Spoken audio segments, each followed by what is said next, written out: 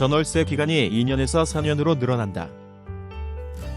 국회에서 전월세 거주 기간을 현행 2년에서 4년으로 늘리는 법을 만드는 중입니다. 야당의 동의가 필요하긴 하지만 큰 이견이 없다면 내년 상반기쯤 이 법이 만들어질 예정입니다.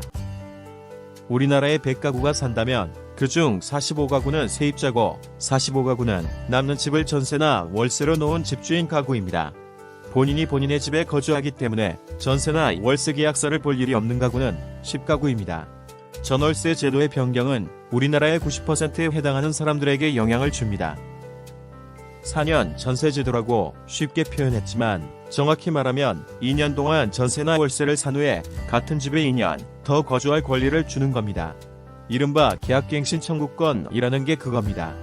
그런데 2년 더 살겠다고 할 때 집주인이 좋다, 그 대신 월세를 2배 더 내라고 한다면 살 수 없겠죠.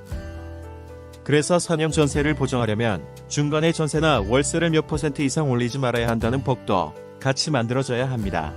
그걸 우리는 전월세 상한제라고 부르니 사실 모두 동의어인 것입니다. 이런 제도로 세입자가 4년간 안심하고 살 수 있습니다. 적어도 4년 동안 주거가 안정된다는 건 좋은 일입니다. 그런데 좋은 거라면 왜 8년이나 10년으로 하지 않고 4년으로만 하려고 할까요? 단점이 있기 때문입니다. 단점은 전월세 가격이 오를 겁니다. 다만 여기서 꼭 설명드리고 싶은 부분은 왜 전월세 가격이 오르냐입니다. 일각에서 주장하는 이 제도가 도입되기 전에 집주인들이 미리 전세나 월세를 올릴 것은 틀린 말입니다. 수요와 공급이 변함이 없는데 집주인이 올리고 싶다고 올릴 수 없습니다. 집주인이 올리고 싶어 한다고 세입자가 더 주 않습니다. 장기적으로 보면 공급이 줄어들 겁니다. 그러면 가격이 오르겠죠. 4년 전월세 제도를 도입하면 4년 동안 세입자를 바꾸기 어렵습니다. 2년 후에 그 집에 들어와 살려는 계획을 갖고 있는 집주인은 4년짜리가 될 수도 있는 세입자를 받는 대신 2년 동안 스튜디오나 작업실 등 단기 임대용 공간으로 그 집을 굴릴 수도 있고 혹은 아예 비워놨다가 2년 뒤에 본인이 입주할 겁니다. 4년 임대는 2년 입대보다 세입자에게 좋은 제도입니다.